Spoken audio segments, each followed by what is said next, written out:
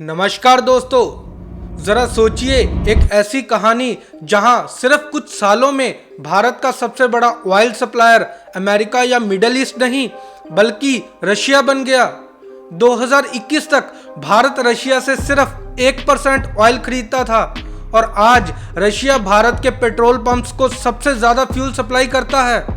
लेकिन ये कैसे हुआ? यूक्रेन वॉर, वेस्टर्न सैंक्शंस और भारत के स्मार्ट डिसीजन ने मिलकर ग्लोबल ट्रेड का पूरा इक्वेशन ही बदल दिया। आज हम इस वीडियो में इंडिया रशिया ट्रेड का पूरा सफर समझेंगे, हिस्ट्री से लेकर आज तक, डिफेंस से लेकर ऑयल और फर्टिलाइजर्स तक, और साथ ही नए गवर्नमेंट रिपोर्ट्स जो दिखाते हैं कि भारत की इकोनॉमी किस तरह से नए फेज में एंट्री कर रही है। ये सिर्फ ट्रेड स्टोरी नहीं है बल्कि एक जियोपॉलिटिकल गेम है जिसमें भारत अपना रास्ता खुद बना रहा है।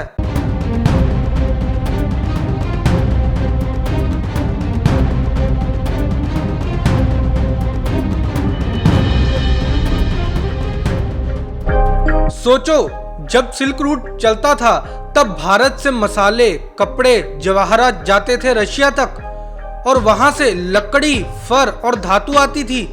छोटा ट्रेड था लेकिन उसी वक्त दोनों देश एक दूसरे को समझने लगे, मतलब रिलेशन की नींव वहीं से रख दी गई थी। उस समय कई व्यापार सिर्फ इकोनॉमिक वैल्यू तक सीमित नहीं थे, ये कल्चरल और सोशल एक्सचेंज भी थे। भारत के फैब्रिक्स और मसाले रशिया के बाजारों में लोगों की लाइफस्टाइल का हिस्सा बन गए और रशिया की लकड़ी और फर भारत के क्राफ्ट्समैन के काम आई। इस तरह के एक्सचेंजेस से एक कल्चरल ब्रिज बना जो आज भी दोनों देशों की दोस्ती कहानियों में जिंदा है। तब भी सोवियत यूनियन ने भारत को स्टैंड का सपोर्ट किया। ये गोल्डन एरा भारत के इंडस्ट्रियल और डिफेंस डेवलपमेंट के लिए एक नई बैकबोन बना। सोवियत इंजीनियर्स भारत के शहरों में देखे जा सकते थे और भारत के स्टूडेंट्स मॉस्को की यूनिवर्सिटीज में।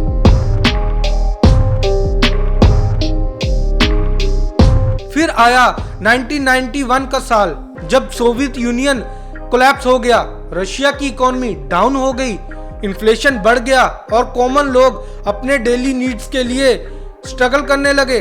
भारत के लिए भी ये वक्त इजी नहीं था। हमारे यहाँ एलपीजी रिफॉर्म्स शुरू हुए थे। एलपीजी रिफॉर्म्स, लिबरलाइजेशन, प्राइवेटाइजेशन और ग्लोबलाइजेशन, मतलब दोनों देश अपने अपने चैलेंजेस में इतने उलझे हुए थे। इस वक्त दोनों देशों के बीच ट्रेड थोड़ा स्लो हो गया। रशिया खुद को नए ग्लोबल ऑर्डर में एडजस्ट कर रहा था और भारत अपनी इकोनॉमी को खोल रहा था।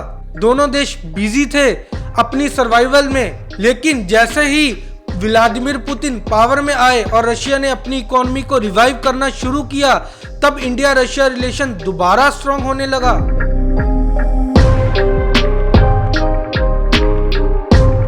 दोस्तों, अगर हम भारत रशिया ट्रेड का एनालिसिस करें तो सबसे बड़ा पिलर हमेशा डिफेंस रहा है। भारत के पास जो सबसे पावरफुल फाइटर जेट्स हैं जैसे कि सुखोई और मिग, वो रशिया से आए हैं। हमारे T-90 टैंक्स और सबमरीन्स भी रशिया से ही आए हैं। और सबसे खास प्रोजेक्ट ब्रह्मोस मिसाइल, ये एक ज्वाइंट वेंचर है इंडिया और रशिया का।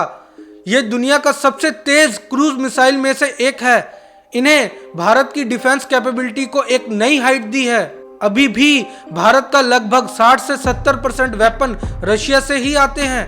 ये डिपेंडेंसी एक तरफ हमारे लिए फायदेमंद है क्योंकि रशिया एक ट्रस्टेड सप्लायर है और दूसरी तरफ एक चैलेंज भी है क्योंकि हमारे डिफेंस डाइवर्सिफाई कम हो जाता है।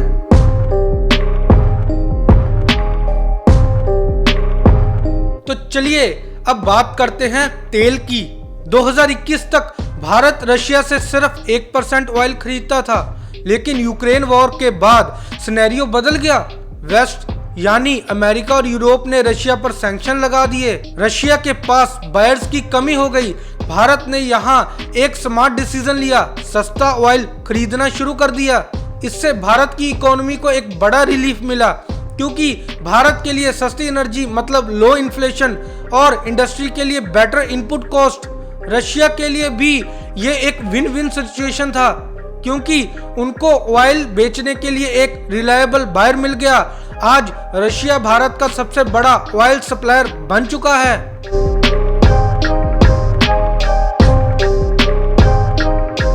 सिर्फ ऑयल ही नहीं, फर्टिलाइजर्स भी एक मेजर इंपोर्ट है भारत के लिए।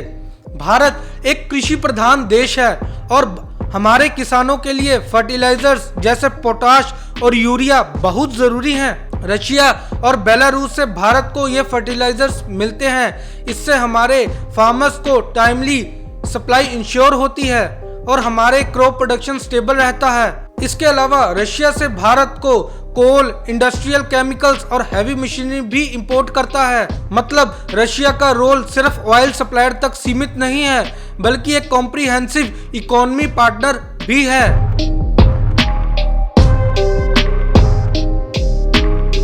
यूक्रेन वॉर के बाद भारत रशिया का रिलेशन एक स्पॉटलाइट में आ गया।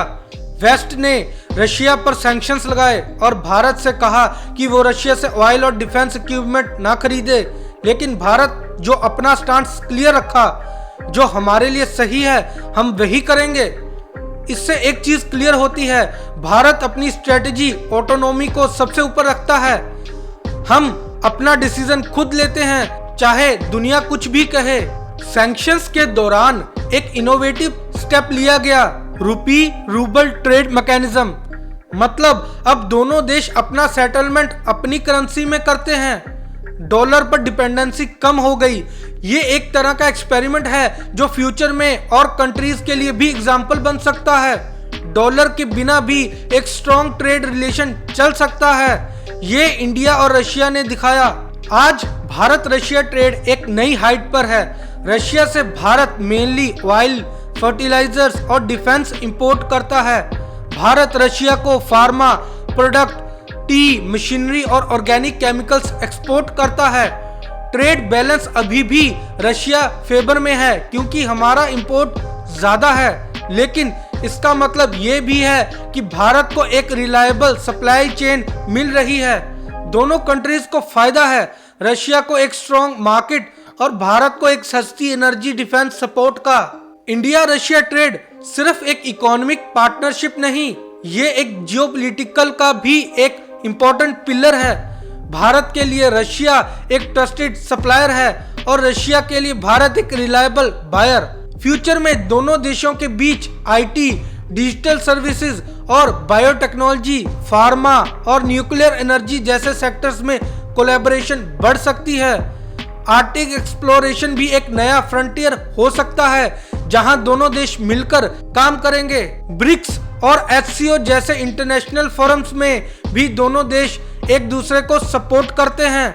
मतलब ये रिलेशन सिर्फ बायलैटरल नहीं, ग्लोबल कॉन्टेक्ट में भी इम्पोर्टेंट है। दोस्तों, मुझे ये रिलेशन एक माइथोलॉजिकल स्टोरी की याद दिलाता है। समुद्र मंथन। जब देवता और असुरों ने मिलकर समुद्र का मंथन किया तो सबसे पहले विष निकला और फिर अमृत। ये बताता है कि हम हर बड़े काम में एक रिस्क और रिवॉर्ड दोनों होते हैं। इंडिया रशिया ट्रेड में भी सैंक्शन और जियोपॉलिटिकल रिस्क हैं, लेकिन उसके साथ ही सस्ती एनर्जी और स्ट्रॉन्ग स्ट्रेटेजिक पार्टनर जैसे रिवॉर्ड्स भी हैं। दोनों देश स्मार्टली बैलेंस कर रहे हैं। तो दोस्तों, ये थी भारत रशिया ट्रेड की अपडेटेड कहानी, हिस्ट्री, डिफेंस, ऑयल और फर्टिलाइजर्स की। अब सवाल आपसे, क्या आपको लगता है कि ये रिलेशन फ्यूचर में और मजबूत होगा या ग्लोबल प्रेशर इसे तोड़ने की कोशिश करेगा? आप अपना जवाब कमेंट बॉक्स में जरूर दें। और अब मैं आपसे विदा लेना चाहता हूं। मैं हूं अविनाश कुमार और आप देख रहे हैं बिजनेस विद आर के।